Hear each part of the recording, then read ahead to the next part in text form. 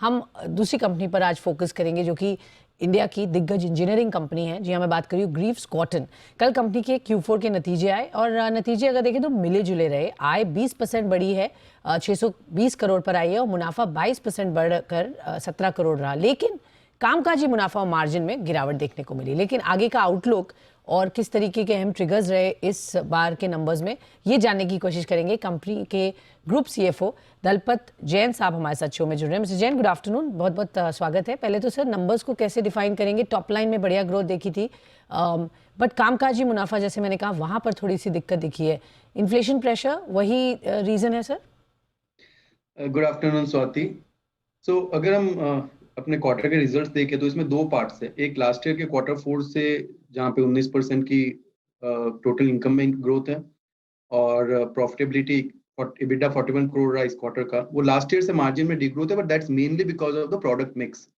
अगर आप हिस्टोरिकली देखेंगे तो Greaves mainly had auto engines as the business segment, पर ओवर द टाइम हमने ई मोबिलिटी पे भी फोकस करना शुरू किया। 4 साल पहले देखते हुए ट्रेंड की auto industry is going to transform, हमारा अभी मिक्स ई मोबिलिटी रेवेन्यू का काफी बढ़ गया है। 38% of quarter revenue came from e mobility, whereas auto engine में looking at the restrictions on Covid, looking at the share mobility getting hit, वो revenue का कंट्रीब्यूशन कम हो गया है। और अभी अगर आप मार्जिन के पर्सपेक्टिव से देखेंगे, ई मोबिलिटी ने अभी शुरुआत की है।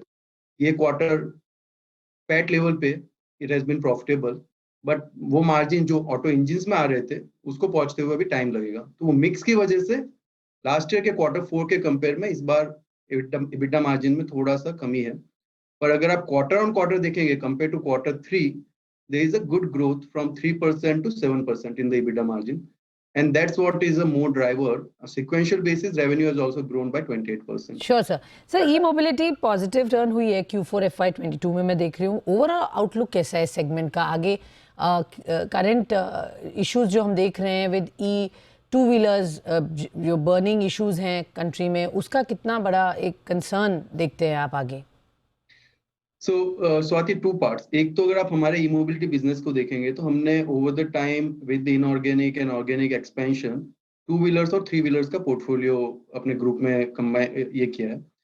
टू व्हीलर्स में Ampere brand scooters what we are selling, and three wheelers में Ele brand e rickshaw, and we have also taken 26% stake in MLR Auto. So overall एक two wheeler और three wheeler जो हमारी core competency है, we have been always in the business of moving people and cargo. The last mile mobility is what has been our core business. Within that अगर two wheeler में growth की बात करेंगे तो with the increasing fossil fuel prices, with the government support and overall newer product experience, industry growth काफी अच्छी है. Demand is much more than what players are able to supply, and that's true for us also. And we have been in the top 3 and top 4. जो recent incidences हैं, they will only differentiate serious players with the other guys, and Greaves has been focusing on the overall technology coming from the core engineering background. We are putting everything in place what is possible to ensure consumer safety, and the industry is still evolving, technologies are evolving. We are also overall growing, and fortunately we have been on the safer side of this entire product journey so far. Okay sure. तो यहाँ पर आपका differentiated product strategy जो आप बता रहे हैं, outlook sir three wheeler engine business पर कैसा है? ये नया बिजनेस है, बट क्लियरली अच्छा यहाँ प्रोस्पेक्ट दिखता है, तो वहाँ पर क्या और डेवलपमेंट्स होंगे from the company? So Swati, three-wheeler auto engine business has been the historically or the main core business of Greaves. जब pre Covid total three wheelers were selling anywhere between 600,000 to 650,000, जो Covid के time पे 200,000 तक नीचे आ गए थे। अभी अगर हम फोर्थ क्वार्टर की बात करें तो वहां पे एक स्ट्रॉन्ग रिकवरी दिखी है compare to third quarter. We have seen almost 100% growth. So जो एक बॉटम आउट हो गया था, and particularly we are strong in the diesel engines, we have also launched our CNG engines as a product.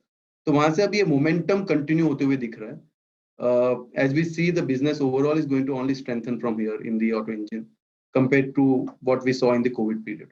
मैं retail segment में जानना चाहूँगी, कैसा रिस्पांस है, कैसा फॉर्मेट वर्कआउट कर रहा है सर आपका ऑटो ईवी मार्ट जो आपने लॉन्च किया था?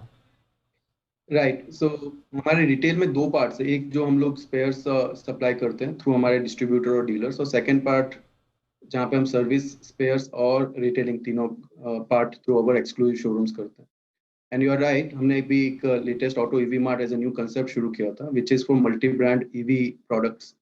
And there we are seeing good customer inquiries as well as turnaround. The first store was opened in Bangalore, and that's the largest multi-brand EV store in India as of now.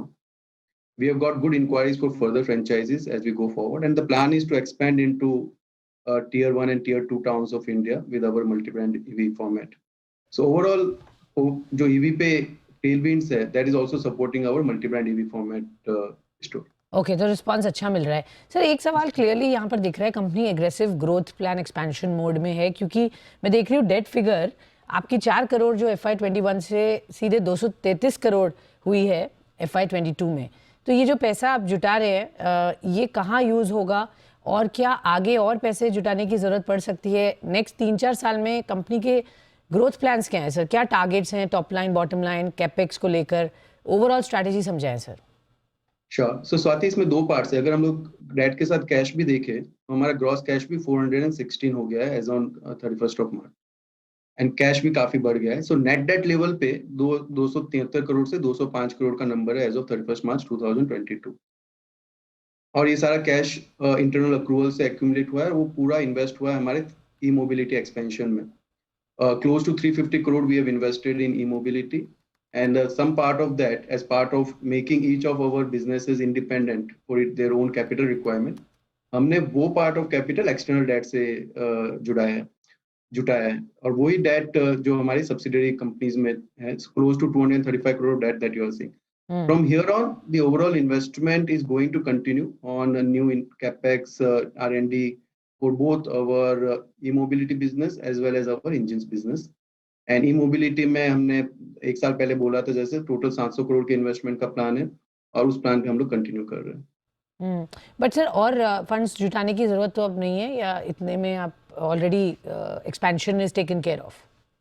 तो दो parts है उसमें भी. अभी एक अगर देखें तो हमारे इंटरनल अक्रूवल्स और कैश बैलेंस और बैलेंस शीट काफी स्ट्रांग है, तो we can fund our businesses through our own cash balance and internal accruals. But at the same time, for e-mobility, it's a much larger industry and we are having a growth plans over there. तो हमने जैसे पहले भी बोला हुआ है, हम लोग अभी एक प्रोसेस रन कर रहे हैं जहाँ पे we are going to have external partner who can come along with us into next level of business growth. तो बेसिकली एक्विजिशन की बात कर रहे हैं सर आप? नहीं, हम लोग यहाँ पे बेसिकली इलेक्ट्रिक मोबिलिटी लेवल पे इक्विटी पार्टनर की बात कर रहे हैं. Oh, equity partner. Okay. Electric business में अगर मैं बात करूं तो ग्रुप में हमने देखा आपके ओवरऑल सेल्स 62,000 थे सर लास्ट फिस्कल से 27,000 से बढ़े हैं, तो ऑलमोस्ट डबल से ज़्यादा यहाँ पर ग्रोथ हुई है. तो आगे यही ट्रेंड्स दिख रहे हैं सर या ये नंबर स्टेबलाइज करेगा? ऑब्वियसली अभी बेस बड़ा हो गया है तो उसी बेस पे ग्रोथ कंटिन्यू रहेगी. ई मोबिलिटी में ओवरऑल इंडस्ट्री लेवल पे काफी ग्रोथ की एक्सपेक्टेशन है with the consumer preferring more and more clean tech, newer technologies. तो वहाँ पे ग्रोथ मोमेंटम कंटिन्यू करेगा. जैसे हमने अभी इस साल रेवेन्यू 3 गुना या 3-3.5 गुना होते हुए देखा, उतना मोमेंटम ऑन मल्टीपल बेसिस नहीं होगा लेकिन ग्रोथ रेट कंटिन्यू करेगी.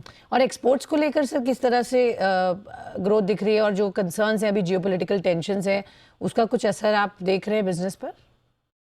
वो हमारे एक्सपोर्ट साइड में अभी तो अगर ई मोबिलिटी में देखें तो इंडिया डिमांड इतनी स्ट्रांग है जहाँ पे डिमांड का ज्यादा problem supply we are not able to do that extent. तो वहाँ पे अभी एक्सपोर्ट हमने शुरू नहीं किया है. वहाँ पे फ्यूचर में एक्सपोर्ट्स का काफी अच्छा पॉसिबिलिटी है. That's what we are going to do. अभी जियोपॉलिटिकल सिचुएशन की वजह से सप्लाई साइड पे as you know in auto industry chip has been one of the concern for couple of quarters now. Right. So वो shortage continue रह रही है और थोड़े जो लॉजिस्टिक्स इश्यूज आ रहे हैं, पर हमने काफी कुछ लोकलाइजेशन कर लिया था. जी. Okay. 1.5 year back we started the entire journey of localizing our supply chain, and that is helping. Okay. Alright. तो सप्लाई कंसर्न्स हैं बट अदरवाइज इतना कोई इम्पैक्ट नहीं आया है बिजनेस को लेकर जहाँ तक बात करें. ऑलराइट मिस्टर जैन, बहुत बहुत धन्यवाद आपका हमें समय देने के लिए, बताने के लिए किस तरीके की प्रदर्शन रहा, आगे क्या है आउटलुक. कंपनी में ज़बरदस्त एक्शन है, ऑलमोस्ट 8% तेज़ी है आज स्टॉक में भी. आप देखिए ऑन योर स्क्रीन 142 के लेवल्स पर फिलहाल ग्रीव्स कॉटन.